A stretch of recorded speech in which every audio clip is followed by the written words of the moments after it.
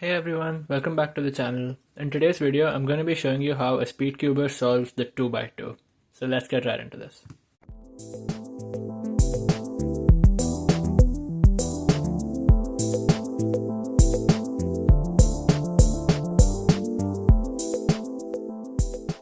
So there are many ways in which Speedcubers solve the 2x2. In fact, the Speedcubers at the top level usually know more than one method to solve the 2x2. So I'm just going to build this like a ladder from the bottom up.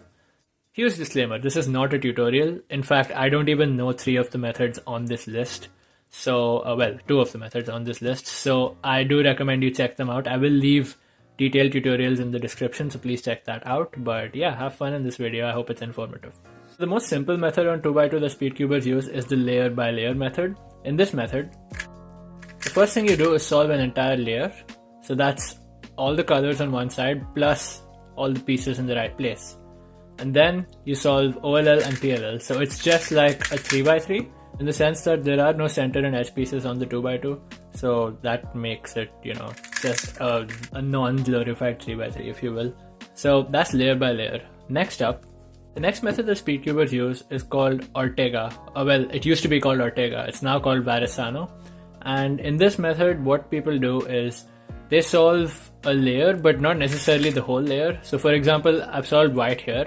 This part of the layer is solved, but this part is not solved as a layer. It's just a face. And then I solve the rest of it. So in this case, I'm going to solve it differently just so I can show you the point of this method. So you would solve the OLL technically, the top part. The bottom and top faces are solved, and then you solve the middle. I don't remember. Oh, I do remember how to solve it. So yeah, this is another method that Speedcubers use. You can usually get around 4 or 3, sometimes 3 seconds.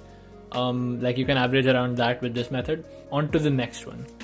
So the next method that Speedcubers use to solve the 2x2 is the one that I currently use. It's called CLL.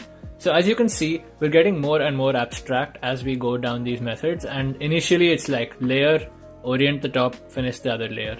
Then it became just a face, not necessarily a layer. And then orient the top and then solve both layers together, permute both layers. On CLL, you make a layer, so it's kind of going in the reverse direction. You make a layer. That was a very bad layer, but this is just an example. So you make a layer and then you solve the entire rest of the puzzle with one algorithm. So there are about 40 CLL algorithms and they're not too hard to learn, but they are quite hard to get used to with respect to recognition initially. So yeah, you should totally check out CLL. I will leave resources for all of these various methods in the description down below, so feel free to go check them out. They do not belong to me, but they will be credited appropriately in the description, so please check them out.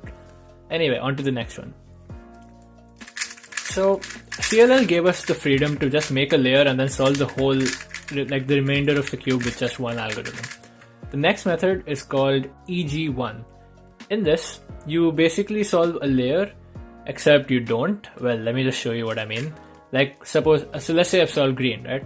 I have a bar and then this. So in Ortega, you would solve blue and then permute both layers. In EG1, you would just solve the entire rest of the puzzle with one algorithm, with just that bar.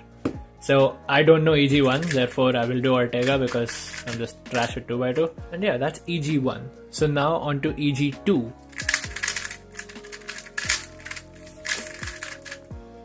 EG2 is probably the most advanced method out. It's probably not actually, I'm probably super mistaken about that. But EG2 is where you make a layer and nothing has to match. So basically, if you know CLL, EG1 and EG2, you can just solve the entire rest of the cube by just making a face. You don't have to think about a layer at all. Because a face can only either be a checkerboard pattern with no blocks, so that's this case. Then you use EG2 to solve the rest, or anti-CLL, whichever one you like.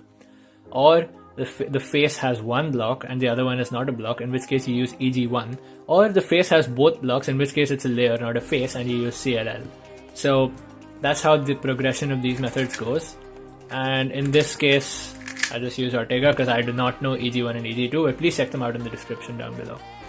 Anyway, that pretty much summarizes the main methods that people use. There are methods like TCLL plus and TCLL minus, which are essentially you make 3 parts of the layer and the 4th corner can be twisted in any direction, and then you can solve the rest with one algorithm.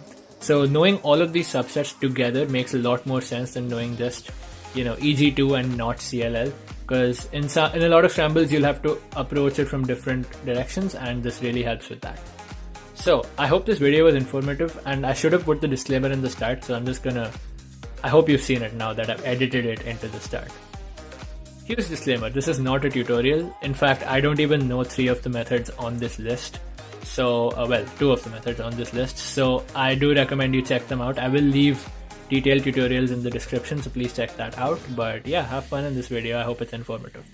So yeah, thanks a lot for watching the video. I hope you liked it. Please share it with people if you think they're curious, because like, this is a fun, well, it's not a fun event for me, but like, it's a fun event for the world, and therefore this video had to be made.